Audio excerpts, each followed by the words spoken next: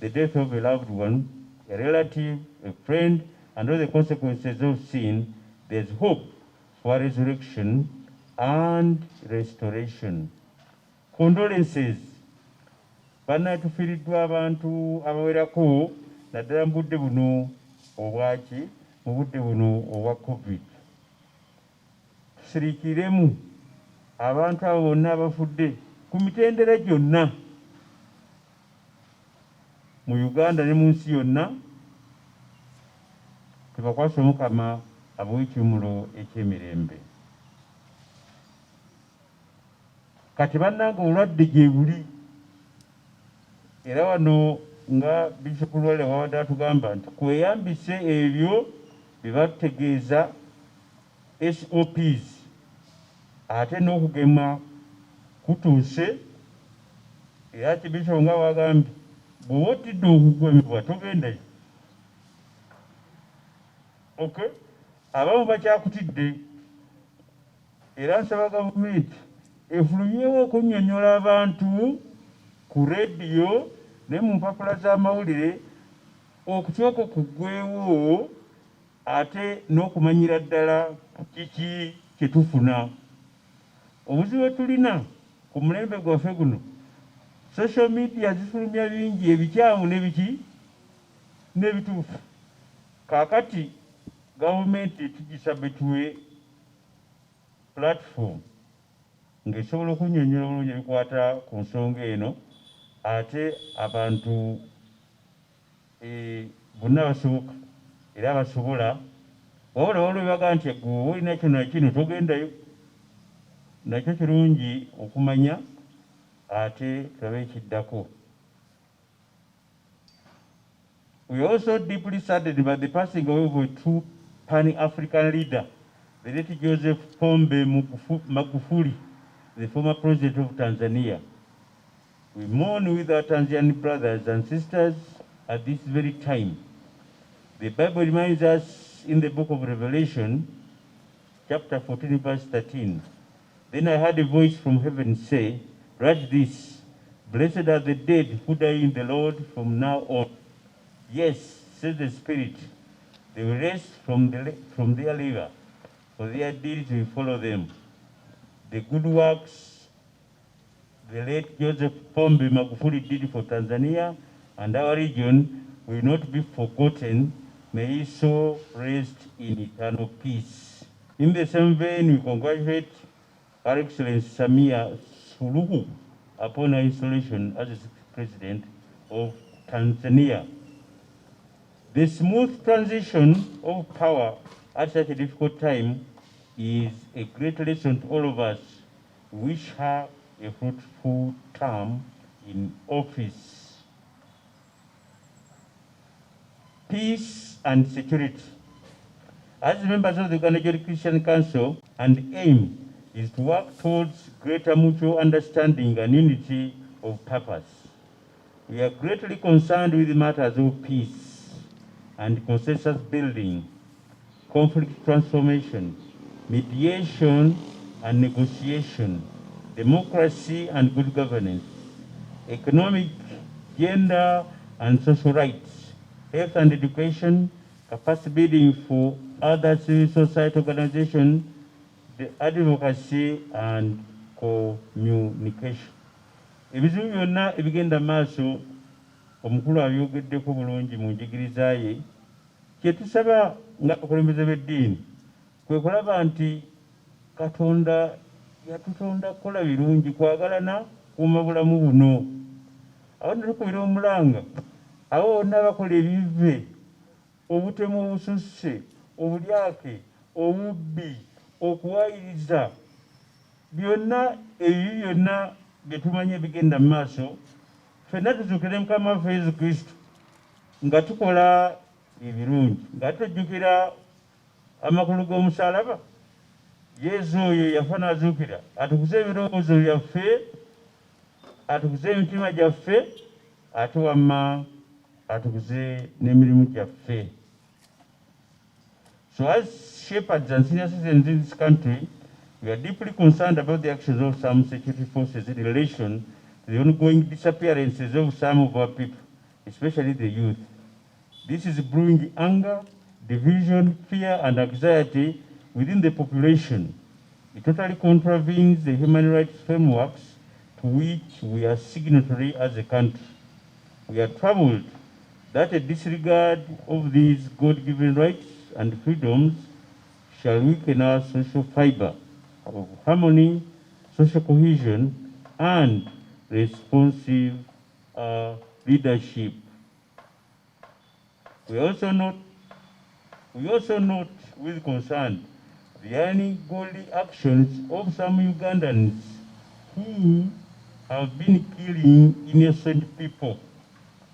For example, the case of one Musa Musasizi, a resident of Mujomba Zone 6, who is suspected to have killed 4 women and a 3-month-old child in a period of 1 month in the areas of Nakurabi, which is not very far from here.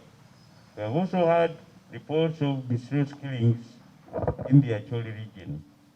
We therefore urgently call upon all Ugandans and security forces to respect the sacredness of human life and the fundamental right to life. We should all remember that each one of us shall be judged by our works and actions by God Almighty. A beautiful Uganda and promoting peace, justice, and reconciliation at all levels. Now, we are giving a call to all religious leaders. As religious leaders, we are called upon to strengthen the spiritual and moral fiber of our nation so that we all live in obedience to God, shun violence, hatred, and all other forms of immorality. We also call to lead by good example and sow seeds of justice and peace, and to awaken society whenever it is deviated from these ideals. Tubere nga tugoberera Kristo omukulembeze waffe okuzzawo obulamu obw'omwoyo n'obw'omubiri. Conclusion. Jesus came to show us the right way, how to live in this human family and to live in such a way that God intended when God created this world and this universe. During his time on earth, he taught us to pray, to forgive, and to reconcile with one another. And he taught us the greatest commandment is to love God and our neighbor as we love ourselves. Mark 12:13-31. Kristo atugamba etteeka erisinga obukulu kwe kwagala Katonda ate n'okwagala bannaffe nga bwe tweyagala. Awo nno ffenna ng'abakkiriza tufube okulaba nti ekyo tukikola. Ne tumaliriza nga tubaagaliza amazuukira amalungi, ate ne tugamba nti byonna bino tubiwandiise ku lwa Katonda n'ensi yaffe. Ne tuteekako emikono Chairman wa Council, Archbishop Lwanga, His Grace, the Most Reverend Dr.Cyprian Kazimba, ate ne Metropolitan eyali badde wano naye yafunye obukosefu bwe butajja. Bannange mwebale kujja, Omukama abankuumire, mbaagaliza okukuza obulungi Pasika y'omwaka guno, ate n'okulaba nti ffenna tufuba okwegendereza ekirwadde ekyo ekiriwo. Omukama abeere nammwe. Allow me in capital letters to thank our dear preacher, His Grace Archbishop, for the nice homily that he has given us. I'm not going to repeat it because I will be wasting time. So thank you for nourishing us, and we shall go home knowing very well that Jesus Christ came so that we may have life and life in its fullness. And because of his great love, he died for you, he also died for me. I wish to thank the UJCC Secretariat led by Father Mbonabingi Father Msita, etc. Members of the Secretariat, stand up for recognition. All those who are at the EJCC Secretariat. Thank you very much. Then also the special committee that was set, which has prepared this great work for each one of us. Thank you very much. We thank the choir for the beautiful singing and leading us properly in the singing. Then the readers and commentators, last but not least, people of the media who are here. Thank you for coming and also for covering us, well. Somebody some time back told me, when you talk of UJCC, what does it mean? It means Uganda Joint Christian Council. And how did it start? In 1962, we got independence. The year after, in 1963, His Grace, the late Archbishop Brown, Leslie Brown, who was here, Archbishop Joseph Kiwanuka, and Metropolitan Theodoros Nanchama came together and thought of starting UJCC. Why? For providing a forum to articulate and address issues of common concern of Christians, including the following: peace building, health, education, social and economic justice.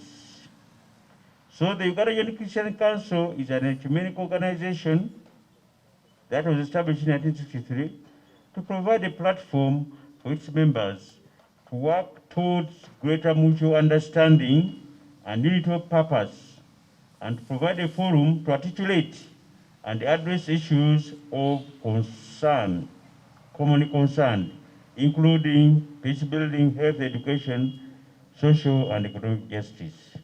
So we focus on peace, consensus building, conflict transformation, mediation and negotiation, democracy, good governance, economic, gender and social rights, health and education, capacity building for other civil society organization, and advocacy and communication. So that's what UJCC is all about. Here I would like to thank late Archbishop Brown, Metropolitan Nanchama and Archbishop Kiwanuka for having had this position. Tuwakwireko mungali wonna. Kubanga nga tebaliwo tetwandibadde wano naye baayagala twegatte abagoberezi ba Kristo tubeere nga tukolera obumu obwo ate bwetyo tusobole okubeera n'obulamu ate obulamu obujjuvu. Bingi ebikoleddwa ekibiina kino okuyigiriza abantu ku bikwata ku nkulaakulana yaabwe, National Civic Education Programs, ate ne tuba ne ze bayita Ecumenical Joint Action Committees ezisangibwa mu bitundu ebitalimu eby'eggwanga. Nga wenjogera kaakati twakakola civic education programs mu 151 sub-counties, ate also in 15 districts. And then the bishops of the 3 member churches, namely the Anglican Church, the Catholic Church, as well as the Orthodox, promote it in our various dioceses. UJCC formed a national task force on northern Uganda in an effort to focus and contribute to the end of the conflict. Mujjukira ebizibu ebyaliwo eyo, UJCC enjira nnyo okulaba nti abantu bafuna emirembe. Awo nno bye bikwata mu bimpimpi ku UJCC. Awo nno tujagale tugiwagire ate ebigendererwa bya jjajjaffe bemmenye bakibikyosa basatu tufube okubiteeka mu nkola. Last point is the message from Uganda Joint Christian Council.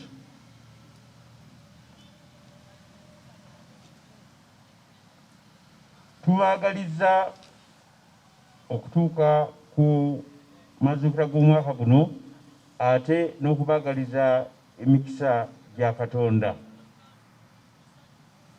What is the importance of Easter?